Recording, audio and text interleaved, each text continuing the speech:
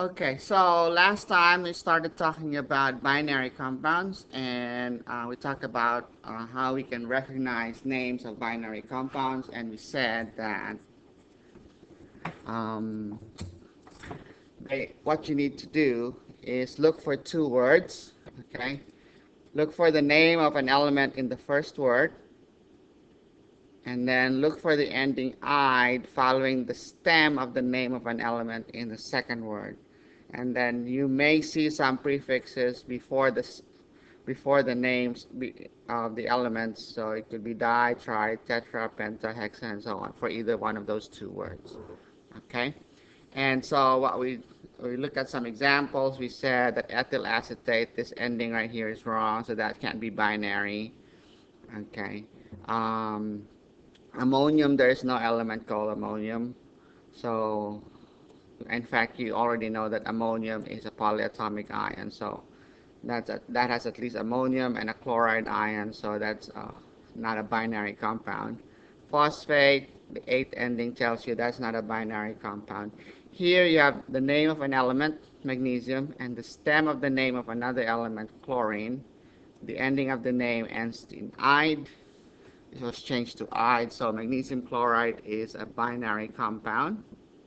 Here you have carbon, it's name of an element, and the name of another element, chlorine, here with an "ide" ending. And you have that prefix tetra right there. So this is a binary compound. And then you have sulfur and fluorine in this name right here. And there's a prefix for sulfur that's di, as well as for fluorine.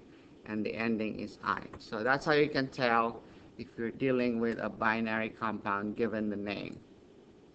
Okay? And so last time we said if the binary compound happens to be ionic, then the first element would be the name of a metal. Okay? Or if you're given the formula, the first symbol you'll see would be that of a metal. So FeS would be an example of a binary compound. It has two elements in it, and the first one is a metal. And so you would name it by simply naming the cation, in this case iron, and then keeping in mind that iron is a transition metal, so if it's a transition metal or a post-transition metal, you have to specify the charge. You'll have to figure out what that charge is. Now, the name of the second element, the name of the second part of the name is just the name of the negative ion, the anion. And what you need to do there is just name the element and change its ending to "ide." So instead of sulfur here, you call it sulfide.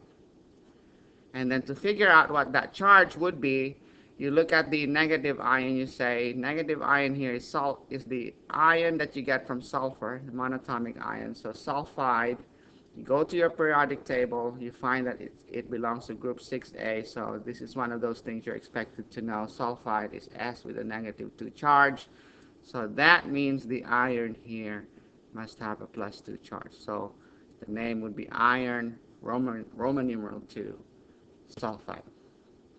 Okay? Now, this is where we left off last time. We said that there are a few exceptions you need to be aware of. There are some polyatomic ions that are made up of only one element, so peroxide, superoxide, azide, persulfide. And how can you tell if you're dealing with those? Let's look at an example here, Na2O2. You might be tempted to call it sodium oxide, but it's not, because if you look at sodium, okay, you know that sodium is always +1 when it's part of a compound. And this one says there's 2 sodiums. So in this formula unit, you've got 2 sodiums. That means the O2 here, okay, cannot be 2 oxides, because if you have 2 oxides, that would give you a charge of -4. Whereas 2 sodiums would only have a charge of +2. Each of the sodium has a +1. So it can't be oxide, because oxide is O with a -2 charge. What happened? Oops, network connectivity.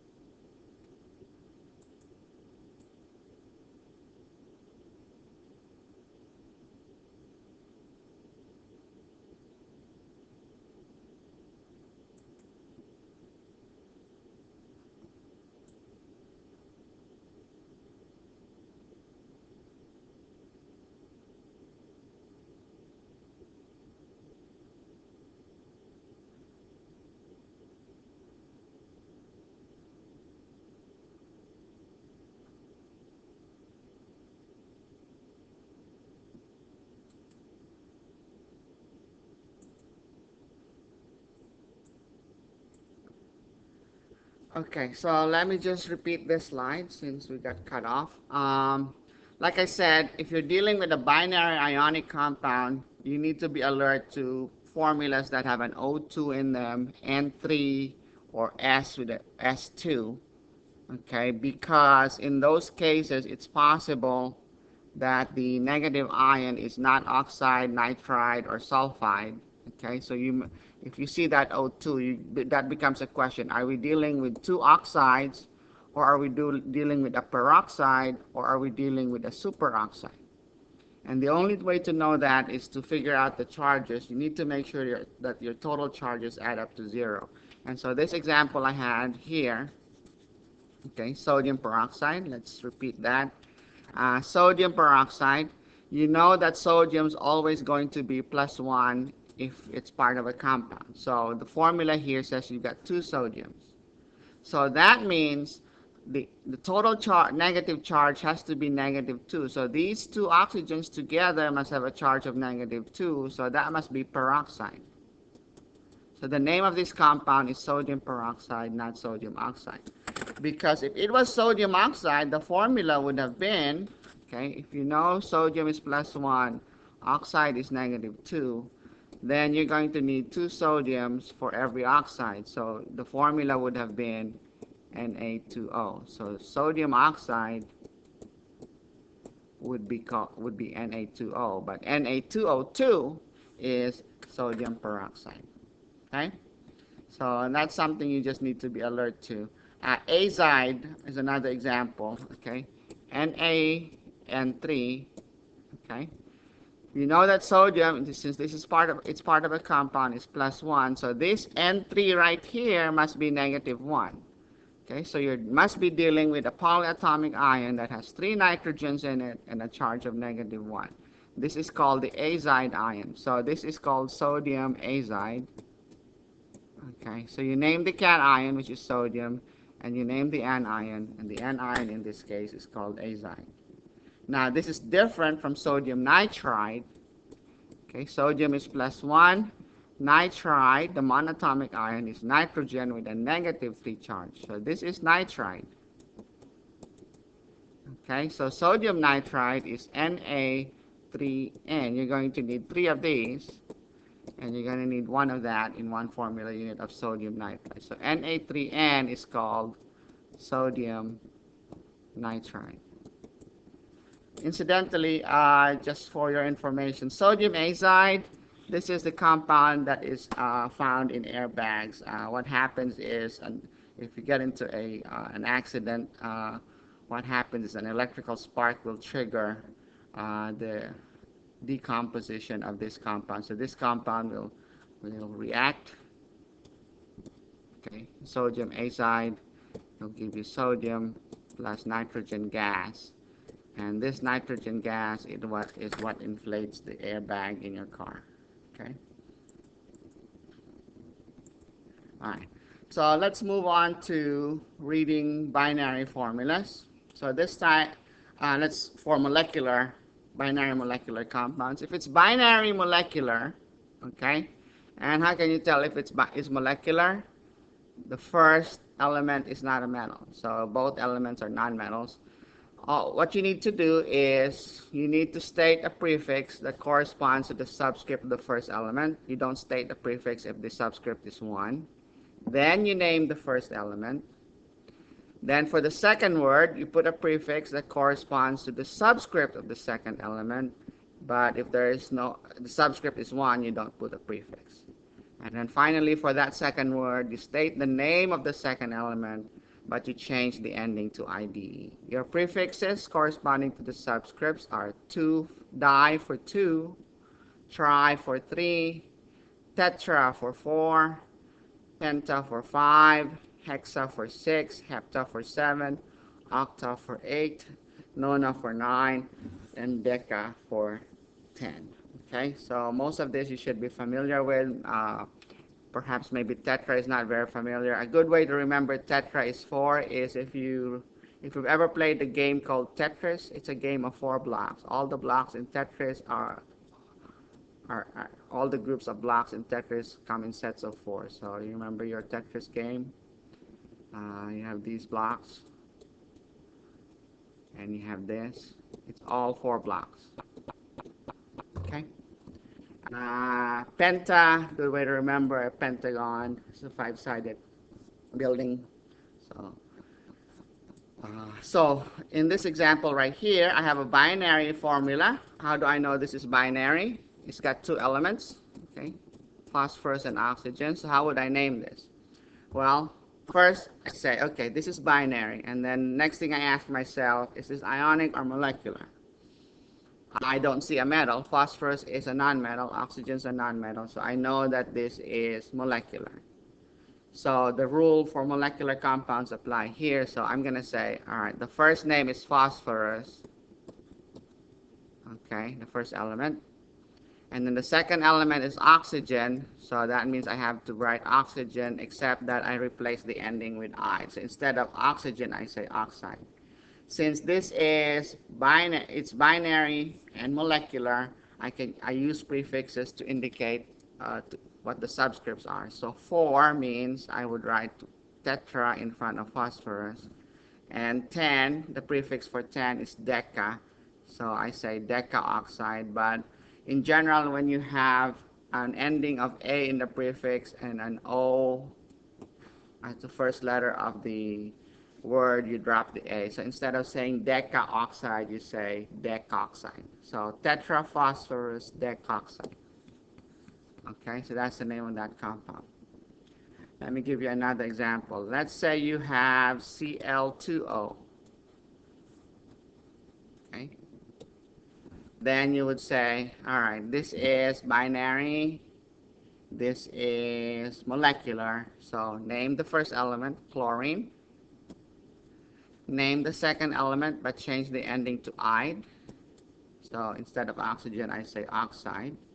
There's a 2 subscript for the chlorine, so I know this is going to be a dichlorine. Okay, so that's a 2 right there. And then subscript for oxygen is 1, so no prefix for oxide. So the name of this compound is dichlorine oxide. Okay. All right, so now let's reverse the process. How do you write name formulas for binary compounds? It's fairly simple if it's molecular, because if you can recognize that it's the name of a binary compound and it's molecular, you just go with the prefixes. So for example, carbon tetrachloride. Okay. The way the process of thinking I would go through when I figure out the formula for this is I'm going to say, is this binary? I know it's binary. It's got carbon. It's got chlorine in the second name. The ending is "ide." So I know this is binary. And that tetra is a prefix, so this is a binary compound. Both nonmetals, there's a prefix. Okay, so I'll just say carbon is C, chlorine is Cl, and there's a 4, a prefix of 4 for chlorine because there's tetra for, subscript of 4 for chlorine because it has a prefix of 4 of tetra. So I'm going to write CCl4 for carbon tetrachloride. Okay? So that's how you would write the formulas, formula given the name of a binary molecular compound. What if it's ionic? Then you just have to determine the formula unit. Okay, we've talked about this before. So here's an example. Sulfide, I know, is S with a -2 charge. I know this is ionic because iron is a metal, transition metal. Iron Roman numeral 3 tells me right away that the cation is iron Roman numeral 3. So the anion sulfide, again, I would expect you to know that sulfur, being in group 6A in your periodic table, should have a charge of -2 when it forms a monatomic ion. So sulfide is S -2. So how am I going to put together these formulas to get the formula of the actual compound? Well, I've got 2 of these. I got a +3, so I need 2 of those to get a total charge of +6, and I need 3 of these to get a total of -6. So that means the formula of this compound would be Fe2, I need 2 of those, S3, I'll need 3 of the sulfides. Okay, so this is iron, Roman numeral 3, sulfide. That's how you'd name a binary ionic compound. How you would write the formula for a binary ionic compound. The first thing to do is be able to recognize that it is binary, to recognize that it is ionic, and then figure out what the ions are, and then figure out the formula unit. Question about when you use mono. In general, you don't use mono except in cases where it's traditionally been used. In other words, in carbon monoxide. Okay. Pretty much that's the only case that that commonly encountered case. Okay. Mono generally is not used as a prefix. Okay. Unless it's been used traditionally. And that's actually the subject of the next slide right here. There are some binary compounds that are generally referred to by what you call the trivial or the common names, and so you should be familiar with it. So CO, instead of just calling it carbon dioxide, is always called carbon monoxide. H2O, we don't generally refer to it as dihydrogen oxide. We just say it's water. Okay. H2O2 is hydrogen peroxide. Okay. NO is nitric oxide. Okay. This is a vasodilator. This is a very important molecule in the body. Okay. And it's what makes your blood vessels dilate. And so that's like if you've heard of nitroglycerin, they use that for people who have strokes. The nitric oxide that's produced when you take in nitroglycerin allows the blood vessels to dilate. Okay. N2O is nitrous oxide. Okay. So dinitrogen oxide is more commonly referred to as nitrous oxide, and that's the laughing gas. This is called laughing gas. That's what they use to calm you down when you're in the dentist's chair. Okay. So there's some of the most common compounds that you need to be familiar with. NH3 is ammonia. Okay.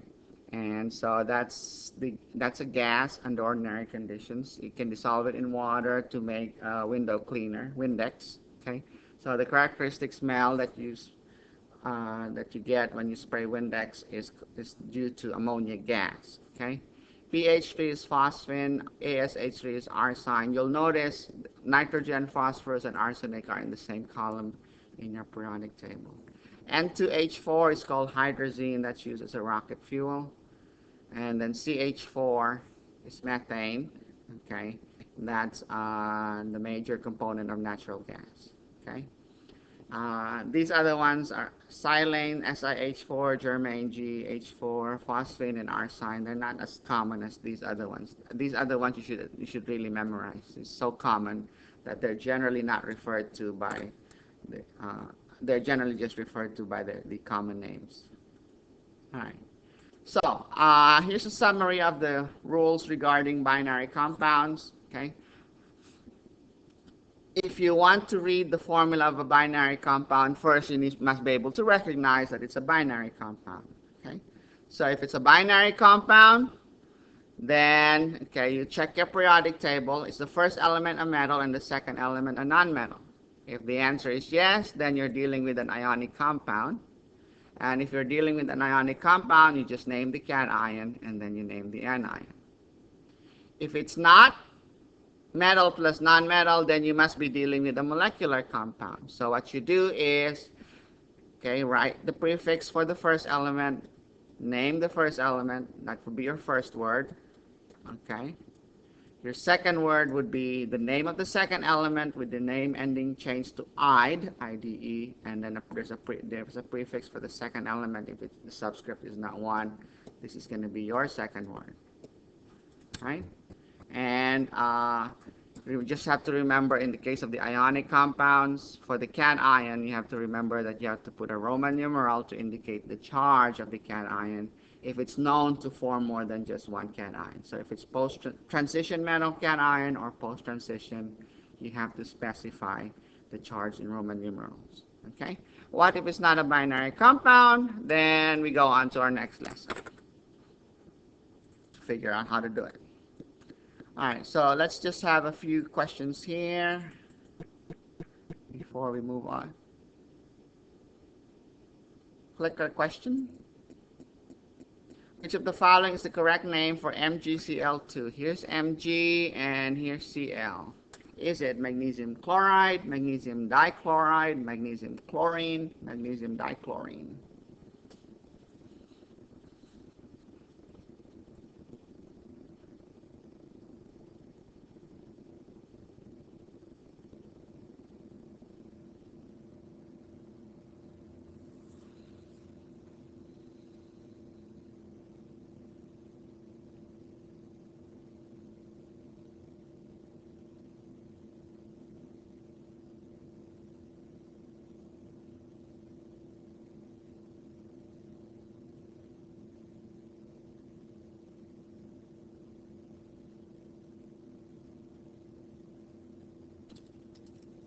Okay, popular answer is A. All right. So, oh, 6 and 7. Okay. Well, at least it's good that you figured out right away C and D are not correct. So the question here is whether this is ionic or molecular. What is magnesium? Magnesium's a metal, so you know that if magnesium forms a compound, it's going to be a positive ion with a charge of positive 2. So if it's ionic, so this compound is ionic, it's made up of magnesium ions and chloride ions. So if it's ionic, you don't use prefixes, okay? So the correct answer is A. Let's try this one. What's the correct name for Na2S? Here's sodium, and here's sulfur down over here. Let's try this one. Let's see if we can do better on this one.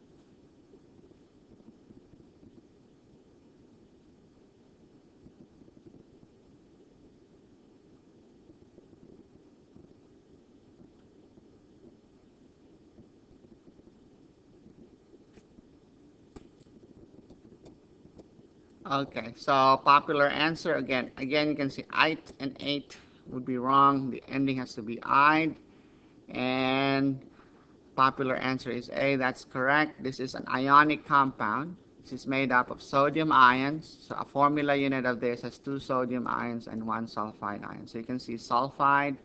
Sulfur is in group 6A, so you know its charge is going to be -2, and sodium is +1. Okay, so you don't use prefixes.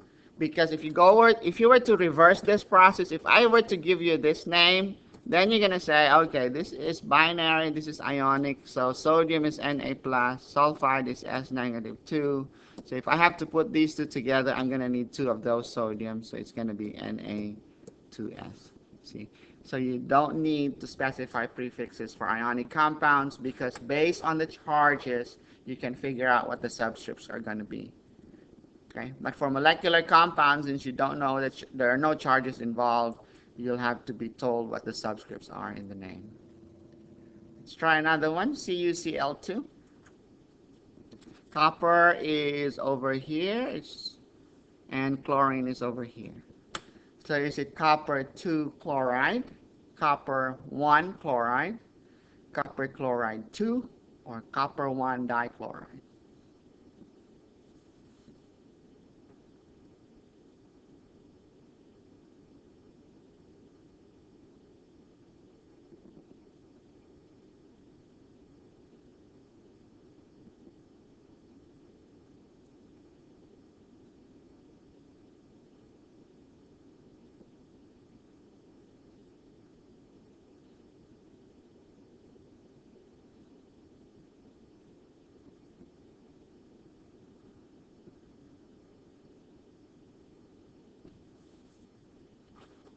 Popular answer is A. All right, so Again, you know this is ionic. Copper is a metal. So copper has a charge of, well, I don't know yet, so I'm just going to, because it's a transition metal, so I'm going to say a charge of X, whatever X is. Chlorides, okay, group 7A, so I know chlorides have a -1 charge. I've got two of those, and my subscript is 2. So this tells me that this X right here must be a 2. So the name is copper, Roman numeral 2, chloride. Okay? So the Roman numeral refers to the charge of the transition metal or the post-transition metal. Okay. How about this one? BaO2. Is it barium oxide, barium peroxide, barium dioxide, or barium 4 oxide? There's barium, there's oxygen.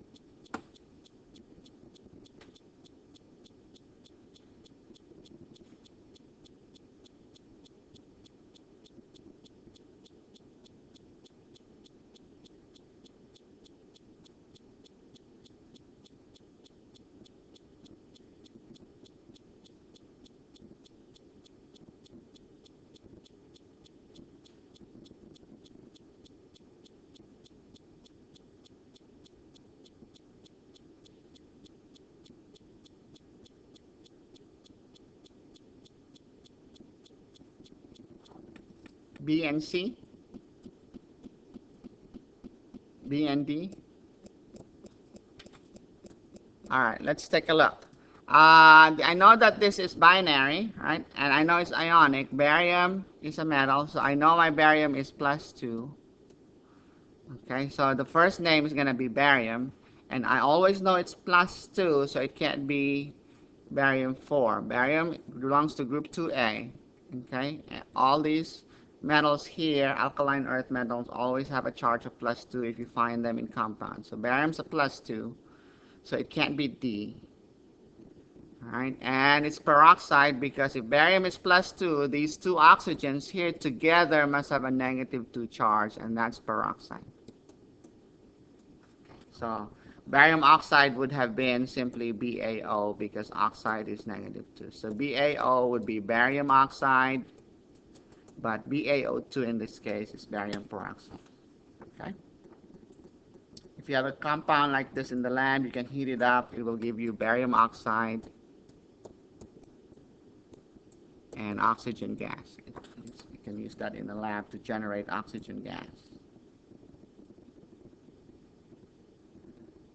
Okay, yeah, that would be a good thing to have. I did post a list of polyatomic ions also in the on the free Moodle site, so where you have under internet resources where I post all these videos and other internet resources. I have a list there of the polyatomic ions as well. Okay.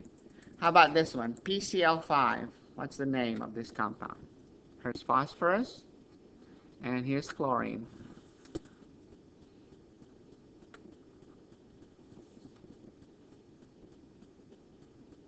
Is it phosphorus chloride, phosphorus chlorine, phosphorus pentachlorine, phosphorus pentachloride?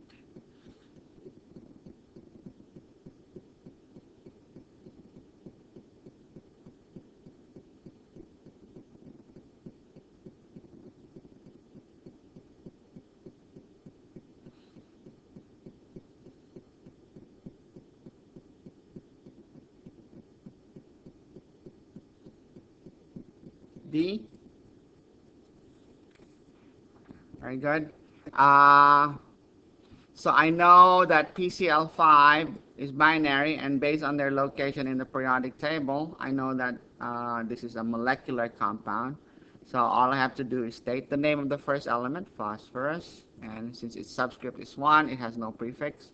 State the name of the second element, chlorine, change the ending to "ide," and since the subscript is 5, I put a prefix of penta in front of it. So PCl5 is phosphorus pentachloride. Right. Dinitrogen tetroxide would be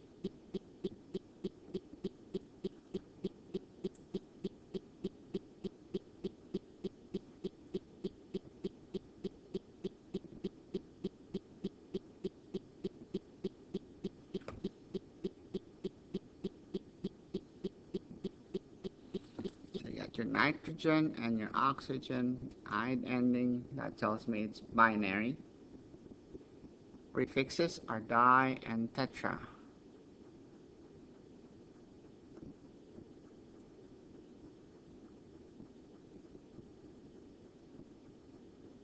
Good.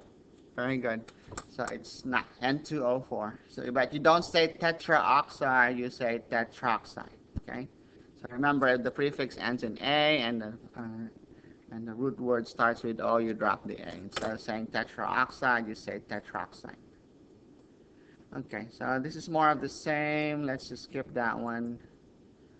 All right, now let's talk about compounds that have polyatomic ions in them. To be able to recognize compounds containing polyatomic ions, first thing you need to be able to do is recognize that it is ionic, and you also just have to be familiar with the common polyatomic ions. So if you're given a formula, all you really have to do is name the cation and name the anion. Okay? So here I have FeNO33. I know this is ionic because iron is a metal. So I know this is iron. And since iron is a transition metal, I have to specify the charge. And then I just need to be able to recognize that that NO3 right there is nitrate. So it's iron something nitrate. I don't even have to worry about this extra 3 right here, the subscript here, because I know this is ionic. The question now is, what's that Roman numeral? Well, I know nitrate is NO3 with a -1, okay? And my subscript here says I've got 3 of those. So 3 nitrates.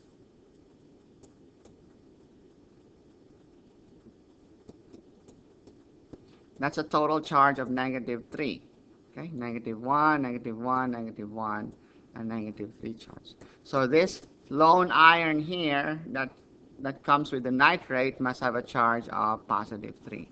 So I'm going to call this iron, Roman numeral 3, nitrate. Okay.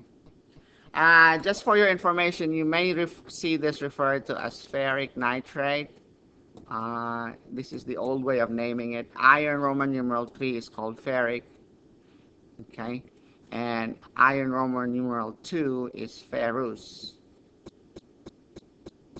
Okay, so this is Fe plus 2. Fe plus 3 is ferric. Okay. In the old days, if an atom is known to form 2 possible ions, the one with the higher charge is given the ic ending, IC, and the one with the lower charge is given the us ending. We tend not to use those anymore, but you might still see that in the lab. If you see those bottles, they might be labeled that way. Ferrous and ferric instead of iron 3 and iron 2. Now, if you have, how about writing the formulas this time if you're given the name? Okay, so again, all you really need to do is put together, determine what the formula unit is. In other words, put together the smallest set of ions that will have a total charge of 0. So for example, if I were to give you the name ammonium sulfate, you should right away be able to tell that this is ionic. How do I know it's ionic? Well, ammonium is NH4+. So I know the cation is ammonium. And so obviously in this case, sulfate must be an ion. And so you should, and it's an 8, so that tells you it's an oxide ion, so that's a polyatomic ion. So you go back to your list. So you should remember that sulfate is SO4 with a -2 charge. So what's the simplest combination of +1 and -2 in order to get a total charge of 0? You're going to need 2 of these, right? And you just need 1 of that.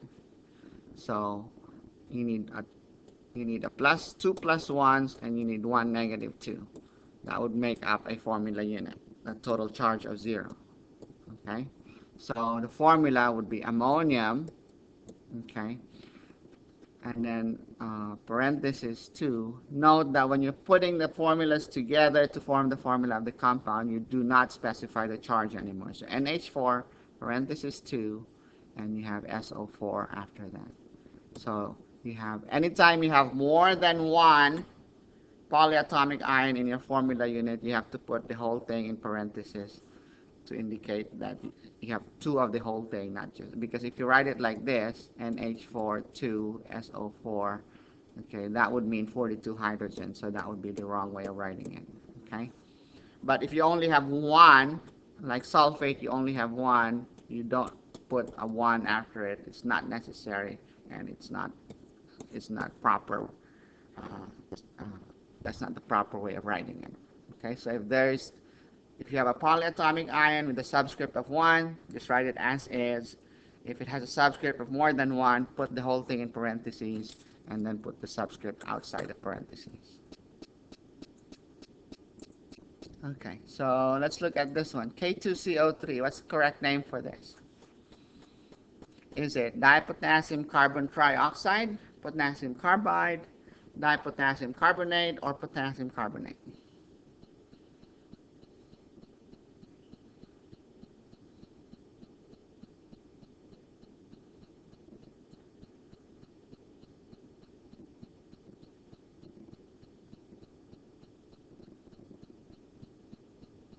And here's potassium right here.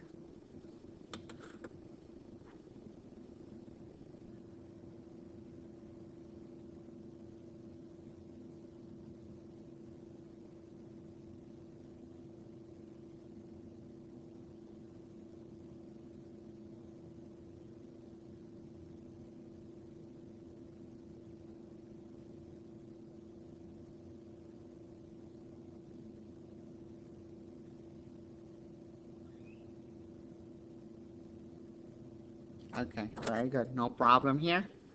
Okay, this is an ionic compound. We don't use prefixes. You just name the cation. You know that you have the 2 there simply means you have 2 potassium ions in a formula unit. And you just need to be able to recognize that CO3 stands for a carbonate ion, which is CO3 with a negative 2 charge. Very good. And this one, FeSO4, is it iron 1 sulfate, iron 2 sulfate, iron 3 sulfite, or iron sulfite?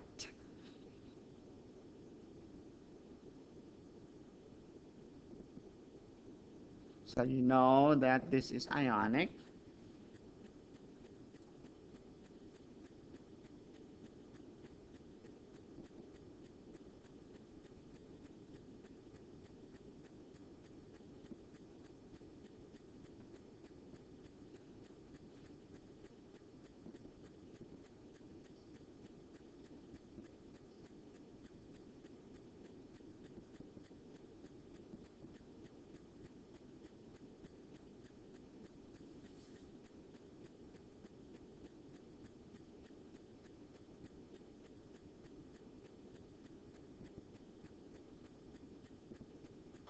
Answer is B.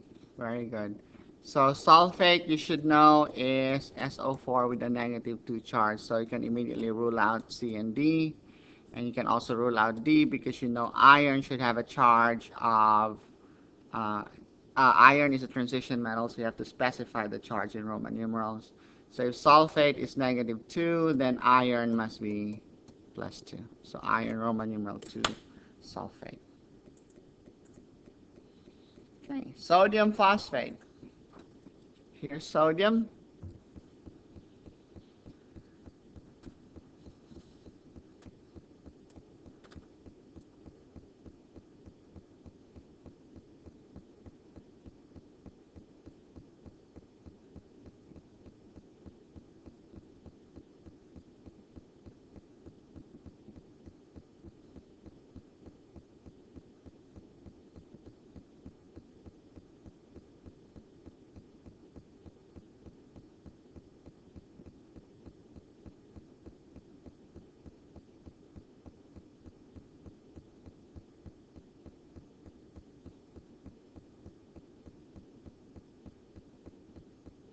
See? Very good. Okay, sodium, you know, belongs to group 1A, so sodium ion will have a charge of plus 1. So sodium, you're going to need 3 of those so that your total charge would be 0 because phosphate, each phosphate has a charge of negative 3. Okay, so Na3PO4. Ammonium sulfide.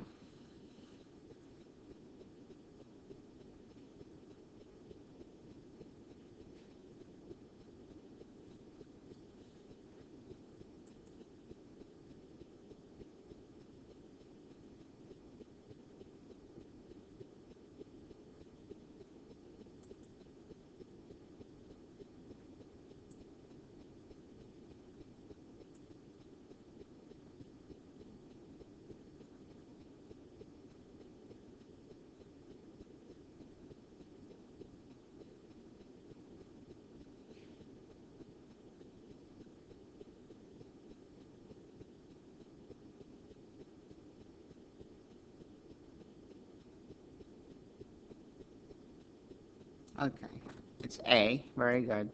Sulfide. Okay, if you look at your periodic table, okay, the ide ending and then sulfur, the name ending changed to I tells you if it's ionic, it's going to have a charge of -2. Okay, so sulfur will have a -2 charge. Ammonium, you know, is NH4 with a +1 charge. So you're going to need two of these and one of that. So two ammoniums, one sulfide. Correct answer is A. Right, and so this is more of the same. So let's just skip. Looks like you're getting it. Oh, here's a little more challenging one. Potassium hydrogen phosphate.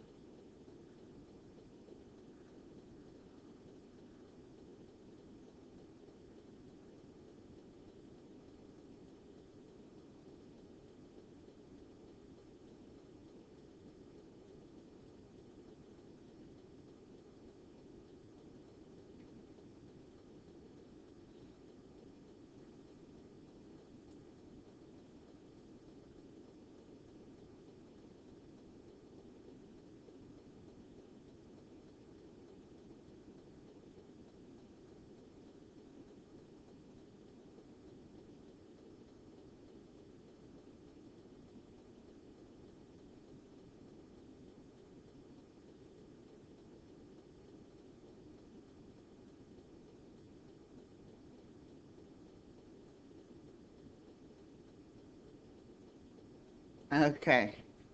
All right. You need to be able to recognize that HPO4, there's an ion called HPO4 with a charge of -2, and its name is hydrogen phosphate. So the hydrogen phosphate here is just one ion. It's called HPO4 with a -2 charge. Okay.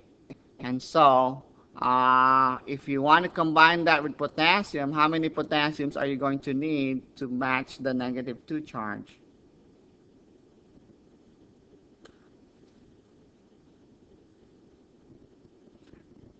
So let's redo the poll. So your ions here are potassium and HPO4 with a -2 charge. So what would be the formula of this compound?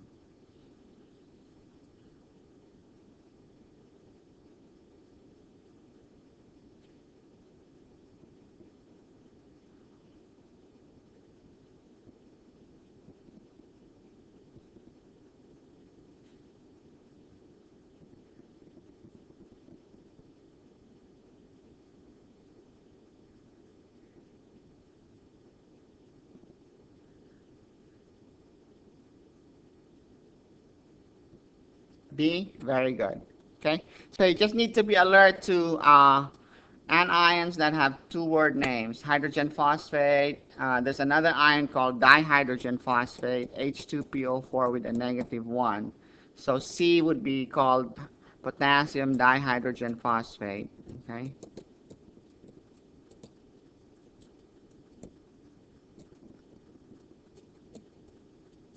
And you might say, I thought we were not supposed to use prefixes for ionic compounds. We're not. This dihydrogen phosphate is just the name of this entire ion, which has a formula of H2O4 with a -1 charge. Okay. So that has a charge of -1, so potassium would have a +1. But potassium hydrogen phosphate would be K2HPO4. All right. Let's talk about another class of molecular compounds known as acids. Acids, okay. If you have a molecular compound that dissociates, the word dissociate is the opposite of associate. So when you associate with someone, you get together. So when you dissociate, you separate, okay?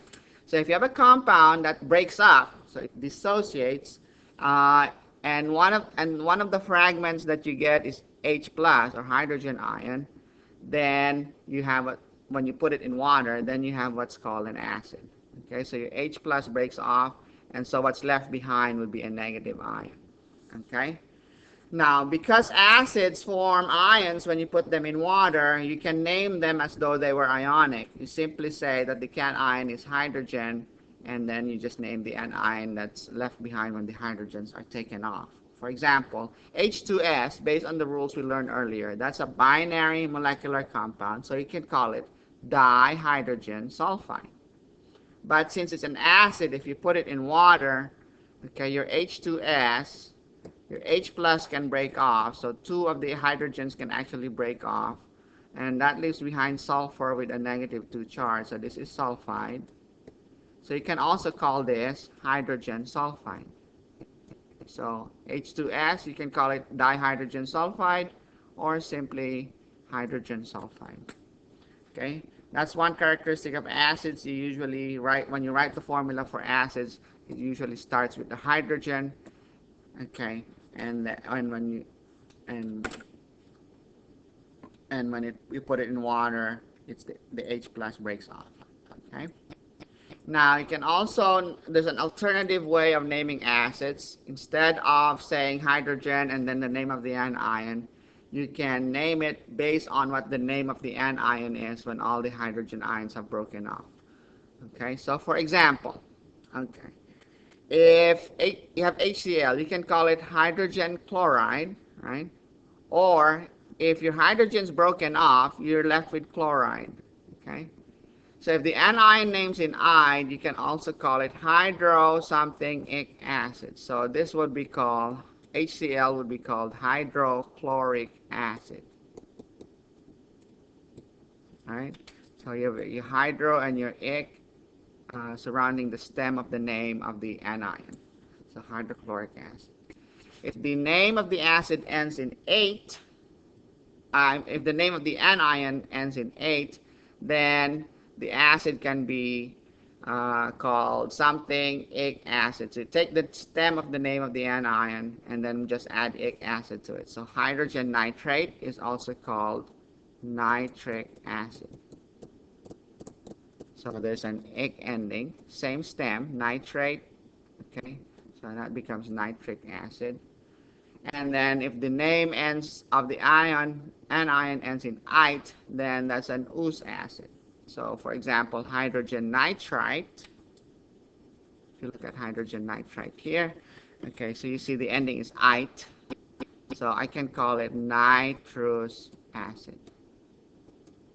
So those are just alternative ways of naming acids. Okay, so which of the following is hydrogen cyanide? Since the ending is ide, okay, then what do? You take out the ide, so you have your cyan right there. If you have an ide ending, you put hydro in front of the name of the acid, of the stem of the anion, and then ic acid at the end. So you call this hydrocyanic acid. Okay? So that's another name for hydrogen cyanide. Cyanic acid would be another name for hydrogen. This would be another name for hydrogen cyanate. Okay? There is no cyanite, so there is no cyanous acid. So sulfurous acid, okay? That means if this breaks up in water, it will give you H plus plus, so it was going to give you hydrogen ions, and the ose ending means it's going to give you an ion whose name ends in ite, so it gives you sulfite ions. And you go back to your list of polyatomic ions, you'll find that sulfite is SO3 with a -2 charge. So hydrogen sulfite would be, you'll have 2 of these hydrogens and 1 sulfite. Sulfurous acid would be H2SO3. Okay? H2SO4, this one would be called sulfuric acid, because it comes from when it breaks off, the hydrogen breaks off, what's left behind is sulfate. H2S would be called hydrosulfuric acid,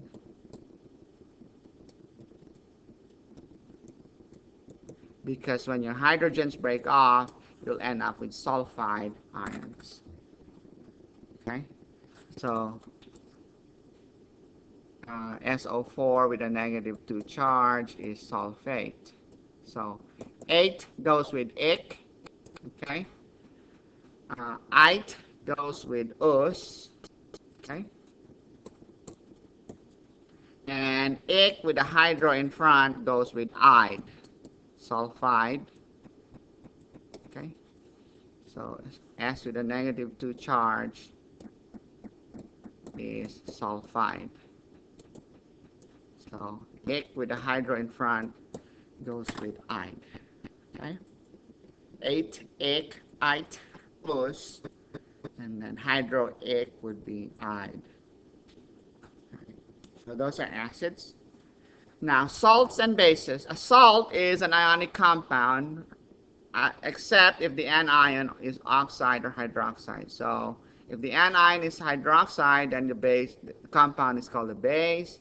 If it's an oxide, then the compound is called a base anhydride. So which of these are salts? First question you ask, which of these are ionic? That's ionic, ionic. Okay, sodium, calcium, that's ionic, that's ionic. HCl is not ionic, so that's not even ionic, so that can't be a salt. CH4, that's not even ionic. Carbon's not a metal, so that's not even ionic, so that can't be a salt. Okay? So these are your 4 ionic compounds. Which one is a salt?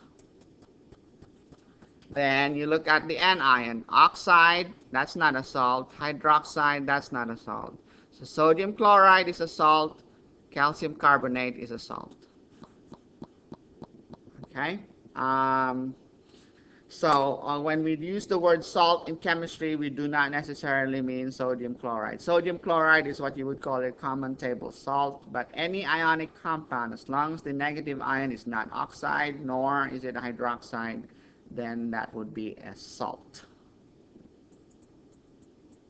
All right. A salt hydrate is a compound that, when heated, produces water and a salt. Okay, so the salt that you produce would be what you would call an anhydrous salt.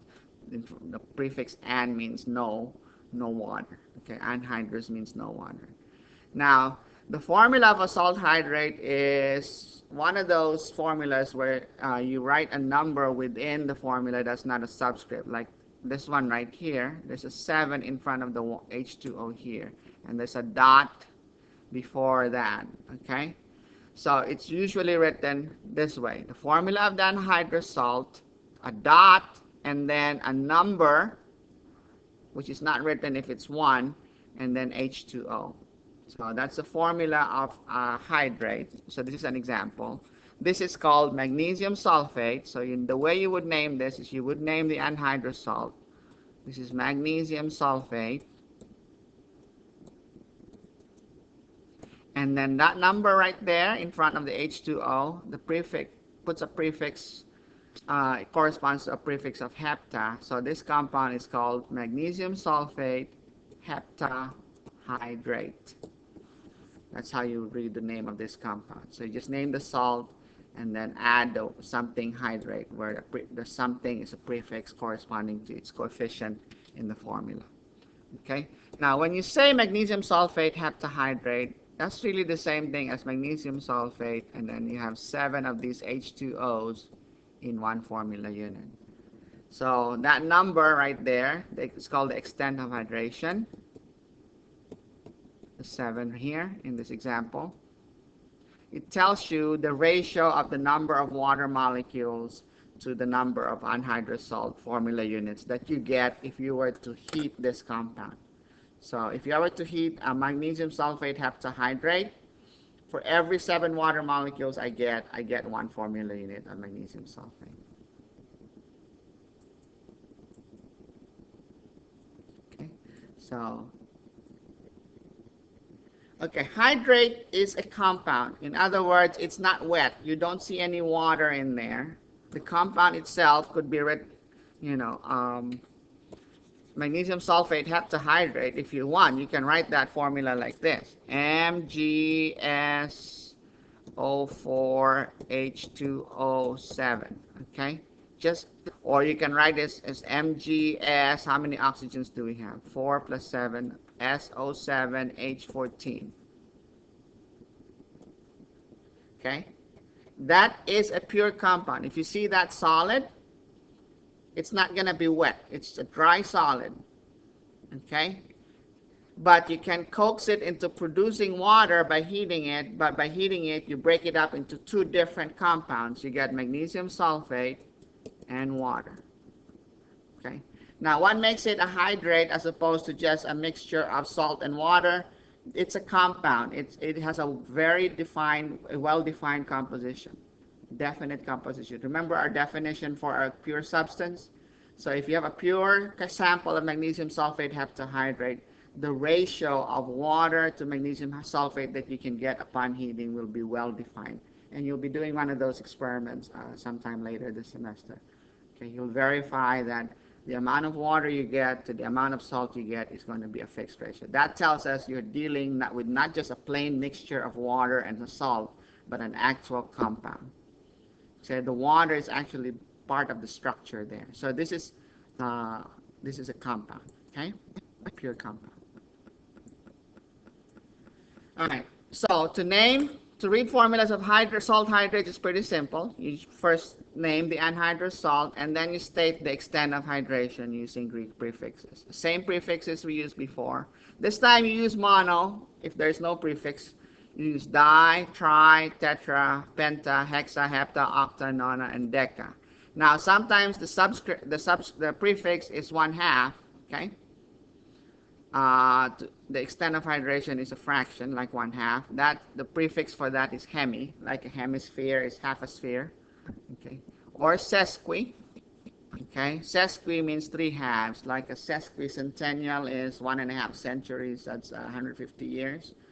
Okay, so this MgSO4, okay, like we said earlier, is magnesium sulfate.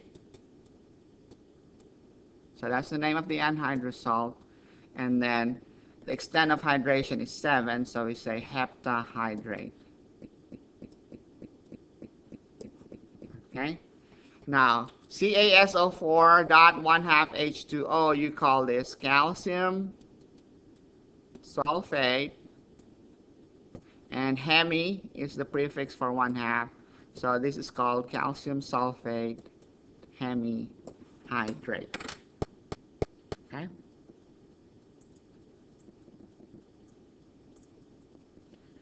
So here's a question. How many oxygen atoms would you find in one formula unit of MgSO4 7H2O? Is it 4, 5, 7, or 11?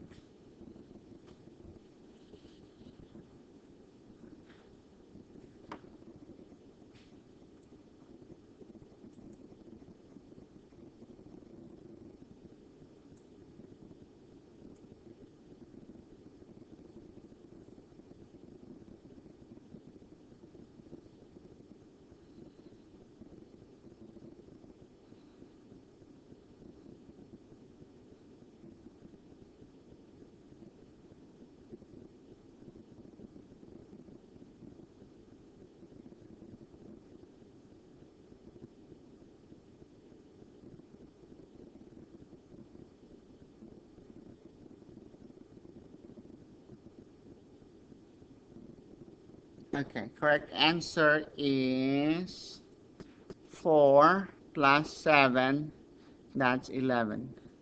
Okay? It's not 5. The 7 here in front of the water, okay, that means you have 7 of the waters. Like I said, the way you could have written this as MgSO4H2O7, or you can write it as MgSO4H7, H14O7. The reason it's written this way with a dot and the number, the extent of hydration, is just to emphasize the fact that if you were going to heat this up, you'll get MgSO4 and you get water molecules. Okay? So it's 7. Which of these is a salt? MgOH2, HgO, or MgNO3?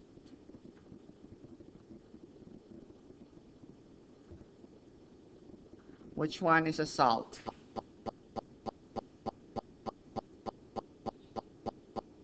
here's magnesium, here's mercury, and here's oxygen, nitrogen for here.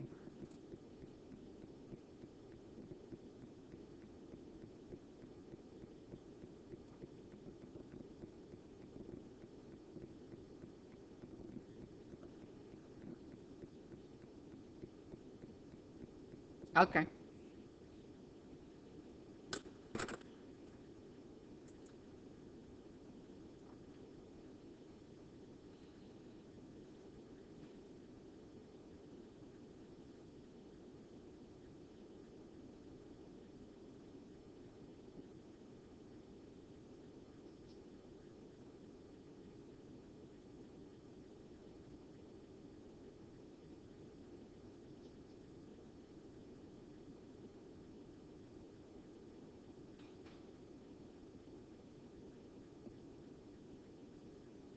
Very good.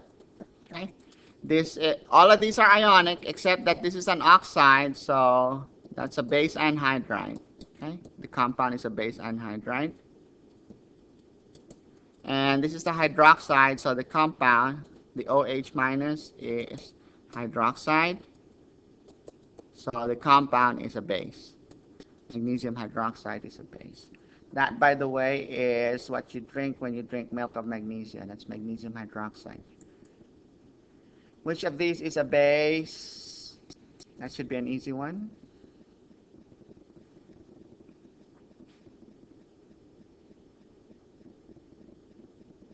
Which one is a base?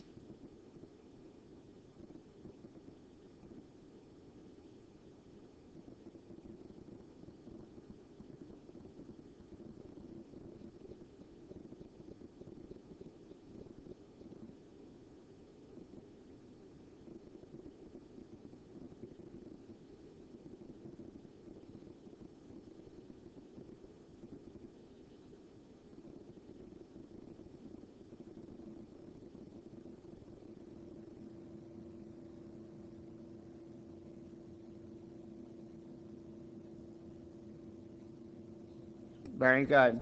The hydroxide here tells you you're dealing with a base. Okay, so calcium hydroxide. This is a salt. And H2S, we've seen this before. This is an acid. Acid are generally written as hydrogen and something else. And you have calcium hydroxide as a base. Last question, last slide. You have a salt hydrate. You get 6 water molecules for every 4 formula units of potassium carbonate. What's the name of the compound? Is it potassium carbonate tetrahydrate, potassium carbonate hexahydrate, potassium carbonate hemihydrate, or potassium carbonate sesquihydrate?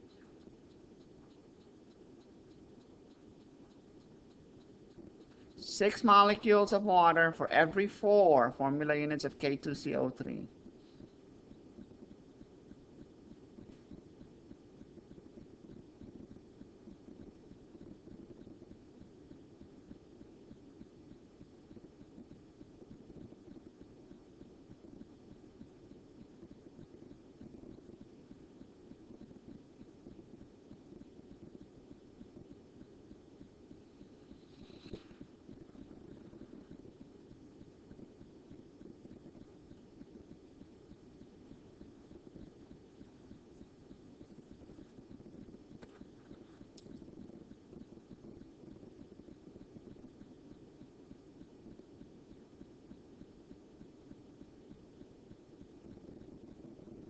Okay. Popular answer is D. Very good. Hexahydrate means 6 is to 1. Well, our ratio is 6 is to 4. Okay. Tetra means 4 is to 1. And hemi is 1 is to 2. Sesqui is 3 is to 2. 6 is to 4 is the same thing as 3 is to 2. 6/4 is 3 halves. So correct answer is D. It's potassium carbonate sesquihydrate. And that's it for compounds. This would be the last topic for your test.